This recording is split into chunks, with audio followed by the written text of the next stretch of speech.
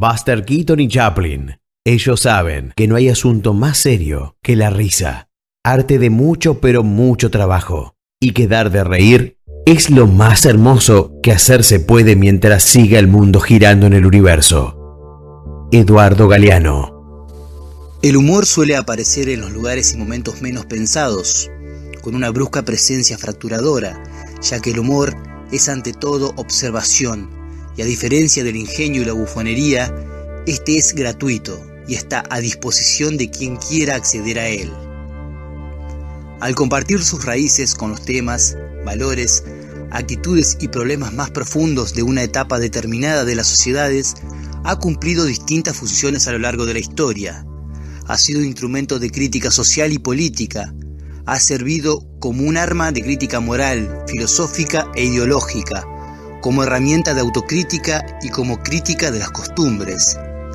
Desde este marco de referencia nos propusimos analizar el periodo que marcó Tía Vicenta como revista del humor político en nuestro país, reflejando cada etapa y las medidas tomadas y las acciones realizadas por los gobiernos que se sucedieron en la época del posperonismo fronicista hasta su clausura en 1966, dispuesta por el gobierno de Juan Carlos Onganía.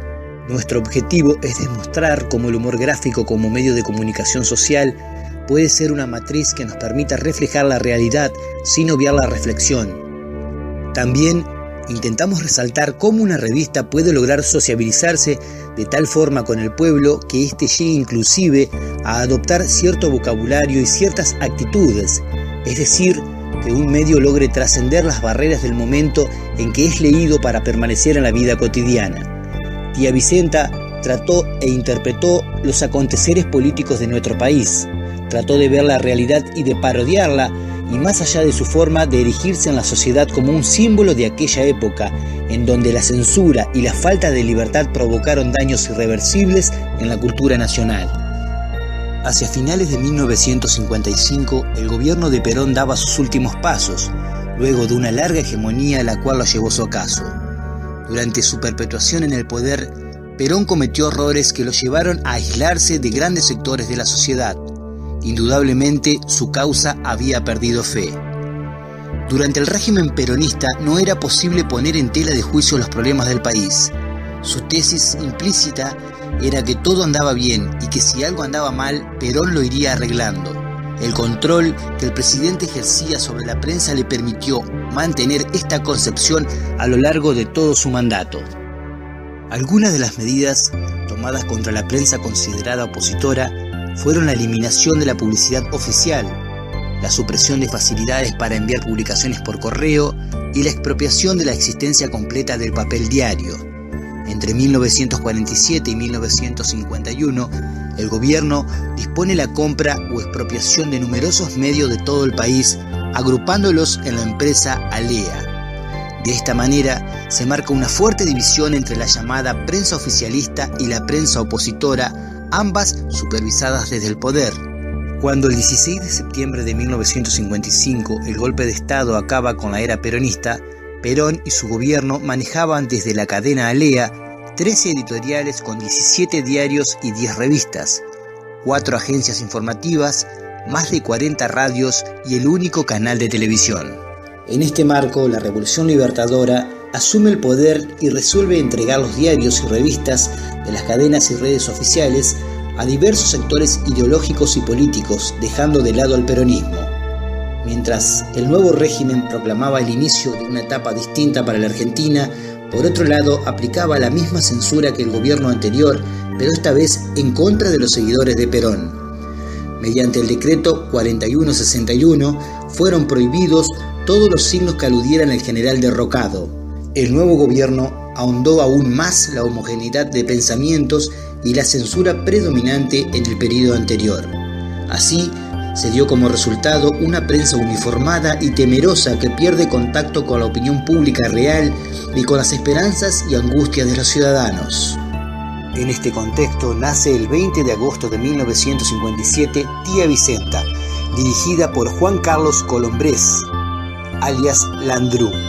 Tía Vicenta se presenta como la revista del nuevo humor argentino de la década del 60. Esta publicación no se basó en la opinión o comentario político, Tampoco respondió a alguna alineación partidista o ideológica, logrando interpretar la política como la transgresión que supone el humor.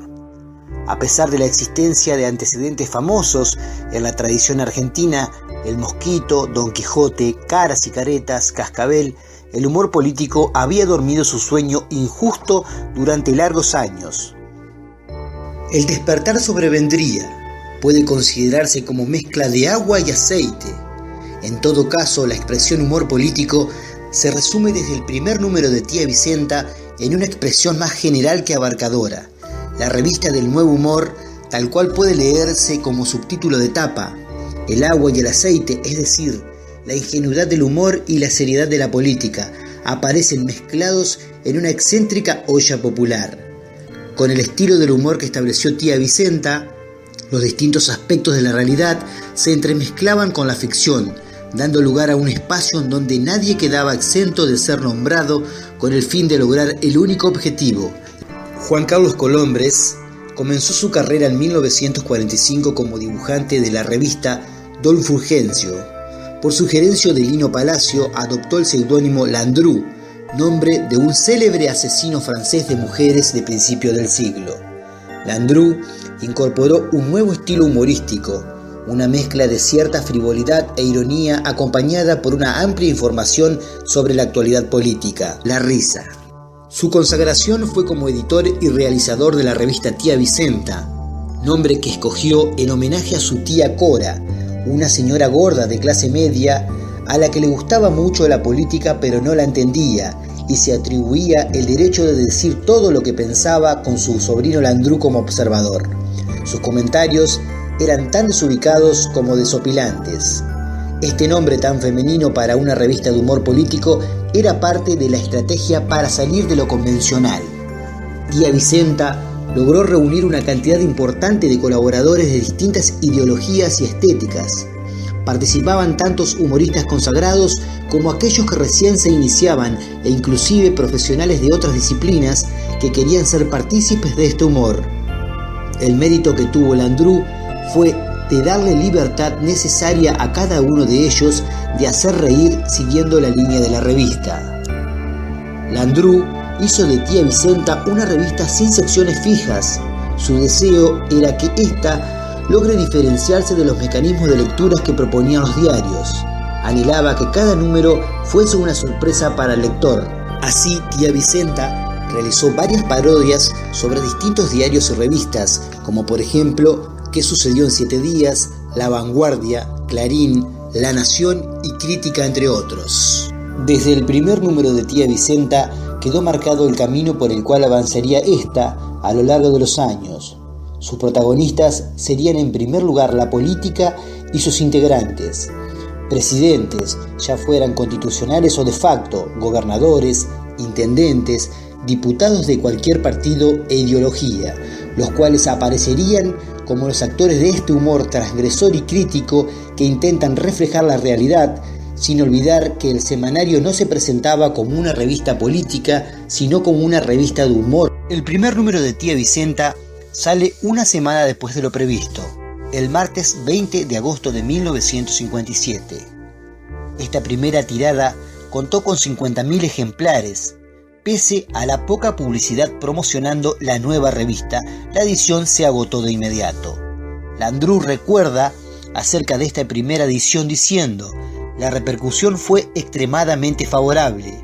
El asunto es que todo el mundo empezó a comprarla, porque se sentían reflejados y cada uno interpretaba el chiste a su manera, contra Perón, contra Rojas o contra Aramburu. El primer número realiza una sátira sobre cuestiones relacionadas con conflictos de poderes institucionales y grupos políticos enfrentados en el marco de la Revolución Libertadora. Político. Los dibujos de Tía Vicenta son simples y en su mayoría destacan rasgos que dan lugar al chiste. Landru se inspiró en publicaciones de humor del estilo de Simplicius o Lo que hacía la Codorniz, una revista política de la época franquista. También puso en práctica la escuela de su maestro Steinberg, que mediante el absurdo mezcló la política y sus personajes para lograr un humor que lo consagró como uno de los grandes artistas gráficos. Este rumano norteamericano por adopción provocó un cambio total en la ilustración de los medios de prensa. Logró que el dibujo tenga por medio del humor tanto un peso textual como argumental. La caricatura es siempre una exageración de los rasgos físicos de aquel al que queremos dibujar. La caricatura política fue la vedette de Tía Vicenta. En esto consiste la caricatura, en exagerar y lograr sintetizar la realidad de un dibujo. Tía Vicenta no inventó la caricatura política, una tradición argentina que se remonta a los esplendores de la revista El Mosquito. En todo caso, Tía Vicenta reactualizó a partir de los años 60 esta tradición, siguiendo la tradición del Mosquito, que creó todo un arsenal de sobrenombres utilizando una jerga zoológica: el peludo para Irigoyen, Roca fue el zorro y la vaca que era Aramburu. Tía Vicenta dio origen a 3 sobrenombres que hasta hoy resuenan en la olla popular: el chanchito por Álvaro Garay, la tortuga por el expresidente Ilia y la morsa para el dictador Juan Carlos Onganía. Otra estrategia de humor fueron los fotomontajes.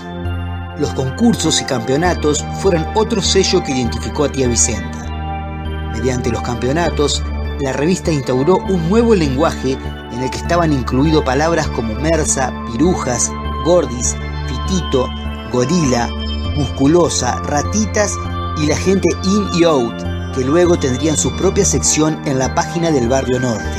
Esta página estaba dirigida directamente al público lector. La utilización de jergas y neologismos paródicos fue prendiendo a los lectores, a tal punto de incorporarse en el lenguaje cotidiano en una suerte de intervención de un nuevo lunfardo, como no se daba desde la época de oro del tango.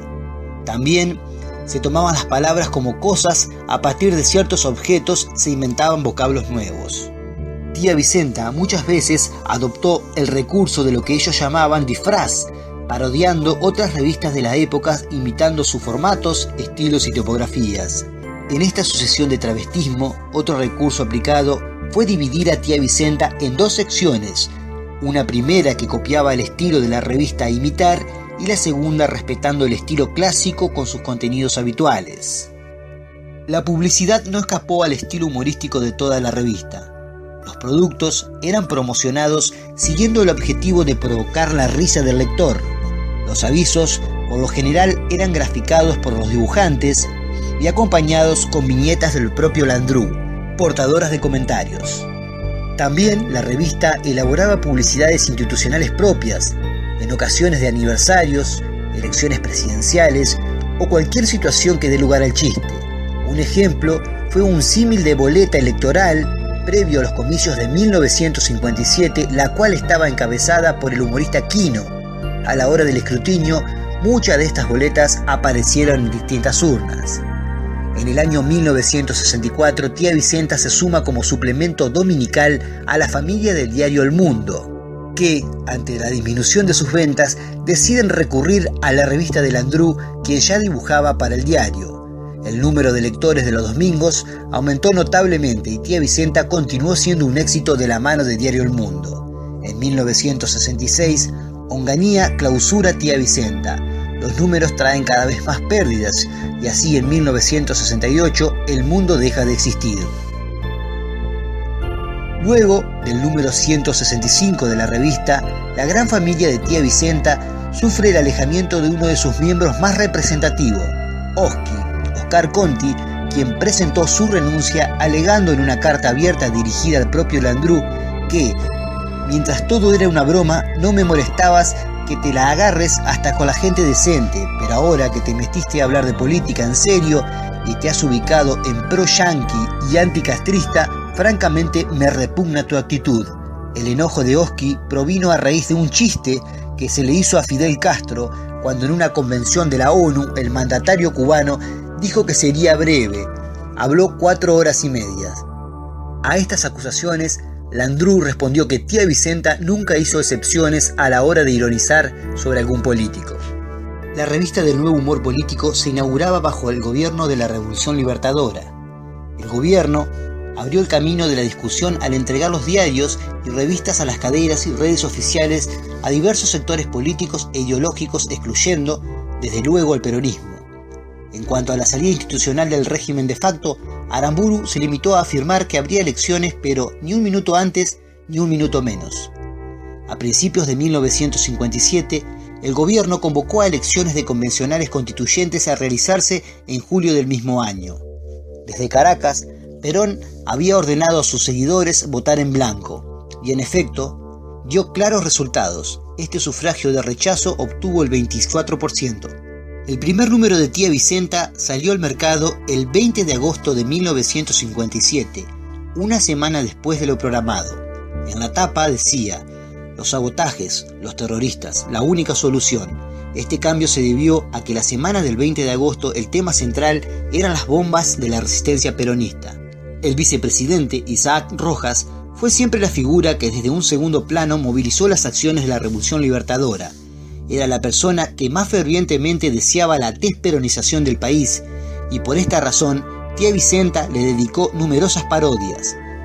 Por su parte, el presidente fue graficado como una vaca travestida de demócrata, o en otras ocasiones se lo podía encontrar en las grillas vestido de civil, con la cara lampiña, el pelo prolijo y renegrido y su boca dibujada de tal forma que expresara seriedad y enojo.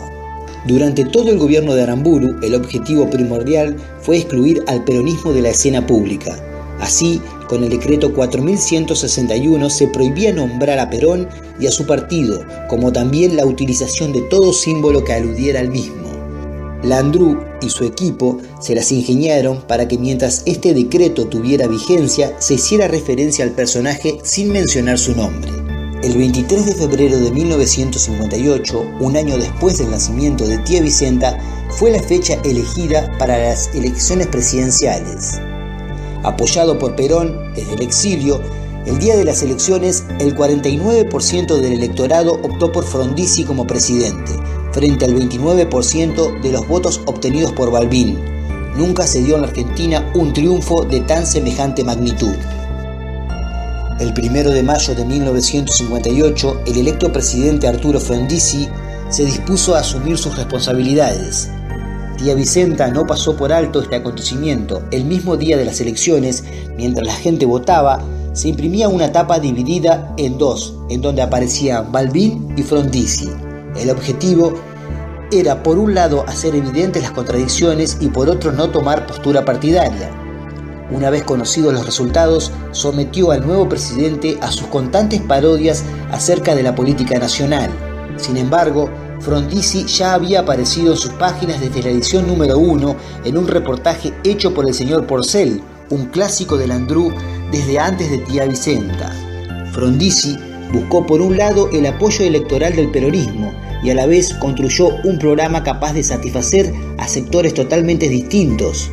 Entre sí, esta capacidad de adaptación política le daría al gobierno su mayor fortaleza y a la vez su mayor debilidad. La relación del primer mandatario con los militares durante su gobierno no fue fácil. Estos lo acusaban de permitir la penetración comunista al país. Veían en Frondizi a la persona que atraería a Perón de vuelta a la Argentina. Farouk, colaborador de Tía Vicenta, creó en una edición una página de dibujos políticos titulada La vida de Frondón, en alusión a la famosa consigna La vida por Perón, haciendo referencia a los rumores de la alianza Perón-Frondizi que fuera confirmada tiempos después por Perón. El nuevo presidente realizó contratos de perforación con empresas extranjeras. Aludiendo a la negociación del petróleo, Tía Vicenta caricaturizó en la tapa de uno de sus números a Frondizi, de quien brotaba como un surtidor petróleo de la cabeza. Otro de los políticos de la época parodiados en la revista fue el ministro de Economía Álvaro Arzogaray, a quien lo denominaron el Chanchito. En 1958, Tía Vicenta realizó un simulacro de comunicado dirigido a la opinión pública, advirtiendo un posible cambio de nombre. La publicación pasaría a llamarse Tía Elena, aludiendo al lanzamiento político de Elena Frondizi. Este fue el inicio de una serie de chistes dirigido a la hija del presidente. Landru recuerda que tiempo después de estas ediciones, el mismo Frondizi le comentó que su hija se había molestado y quejado de estas parodias, por lo cual su padre le aconsejó que si quería hacer política tenía que aguantarse los chistes de diarios y revistas, siempre que no fueran agraviantes, pero si le molestaban, debía abandonar la política. Elenita siguió el consejo de su padre y se dedicó a la docencia. Mientras los conflictos internos crecían, En 1962 se permitió la participación de los peronistas en las elecciones para legisladores y gobernadores, lo cual trajo como consecuencia el triunfo de estos en 5 provincias que fueron intervenidas por el presidente inmediatamente para esquivar las presiones militares. Sin embargo, esto fue en vano. El 29 de marzo de 1962, Frondizi fue depuesto de su cargo y detenido y enviado a la isla Martín García. En esta etapa del gobierno de Frondizi, Tía Vicenta gozó de notables libertades que hicieron que la revista prosperara en el campo del humor político sin afrontar la barrera de la censura. La etapa de este mandato, entre 1958 y 1962, fue la época de esplendor de Tía Vicenta y el presidente la figura más parodiada. Su nariz, su cuello y su figura afilada eran los puntos de ataque en las sátiras de Landru, quien además, haciendo alarde a los pensamientos que unían a este con Maquiavelo, creó la famosa jirafa maquiavélica, caricatura que signaría a Frondizi durante mucho tiempo. Luego del derrocamiento del gobierno de Frondizi, José María Guido, presidente provisional del Senado, se apuró a asumir a la presidencia jurando ante la Corte Suprema. Con esta acción, Guido obligó a los militares a aceptarlo, ya que de otra manera estos aparecerían derrocando a un segundo presidente civil en pocas horas. En poco más de un año, el gobierno de Guido se caracterizó por la vuelta a la democracia y la proscripción del peronismo. Bajo una intensa ola de amenazas, el presidente logró que el 7 de julio de 1963 sea la fecha para las nuevas elecciones. En estos meses de gobierno, Álvaro Alzogaray volvió a cargo del Ministerio de Economía. Tía Vicenta registró este hecho con una tapa en la que el ministro llegaba al gobierno montado en un chancho negro.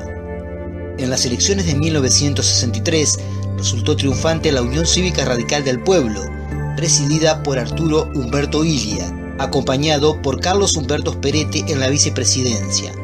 Ambos mandatarios fueron parodiados por Tía Vicenta, a Perete por su estatura y al presidente por su aparente tranquilidad. Se lo dibujaba con pequeñas arrugas en las mejillas y en la frente, los párpados semicerrados semejándose a una tortuga, y muchas veces con una paloma en la cabeza. Reforzando esto, Ciurnas, humorista de Tía Vicenta, realizó una variante del juego de la oca llamado el juego de la tortuga. El 15 de noviembre de 1963, el gobierno tomó una de las medidas más controvertidas. 3 decretos dispusieron la anulación de los contratos petroleros firmados durante la presidencia de Frondizi. Argentina se alejó del autoabastecimiento, debiendo hacer frente a una pesada carga económica. Cabe destacar que las empresas que mantuvieron a salvo sus intereses pertenecían a capitales extranjeros.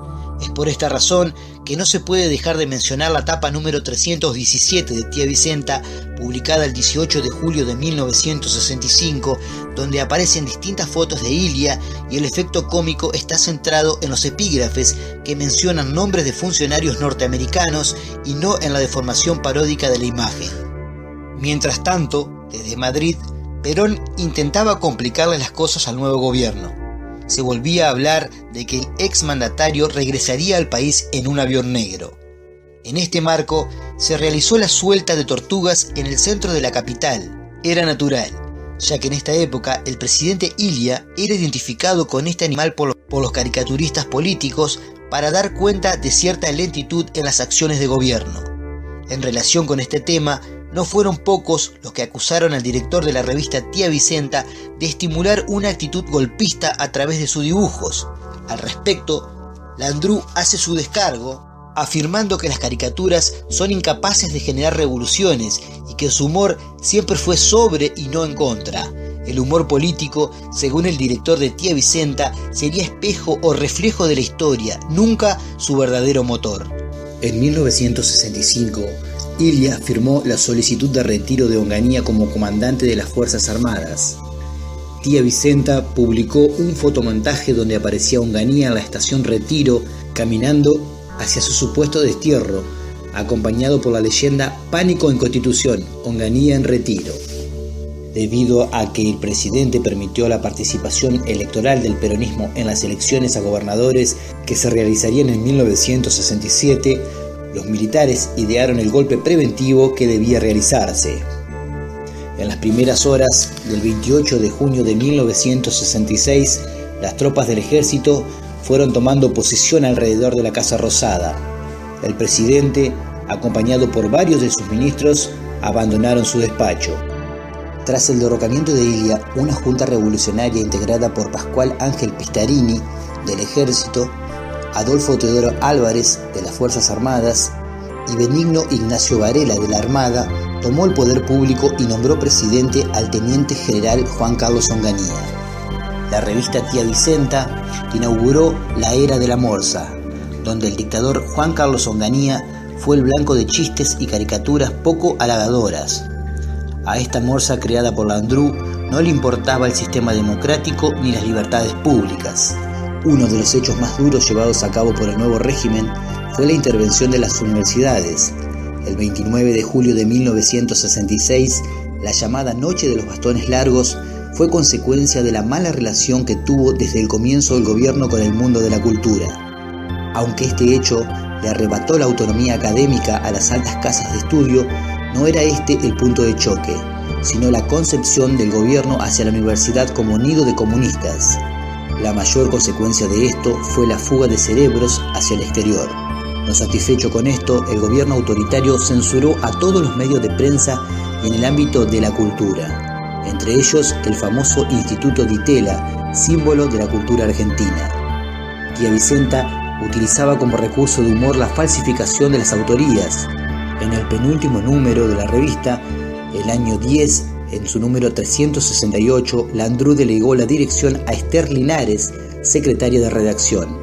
Este método irónico fue la forma de anticipar el principio del fin por las vías de su humor característico. El último número de la revista del Nuevo Humor apareció el 17 de julio de 1966.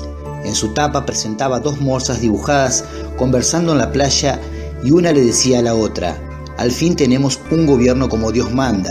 Esta edición incluía el Estatuto de la Morsa y el Diccionario de la Morsa, escrito por Ignacio Anzoátegui.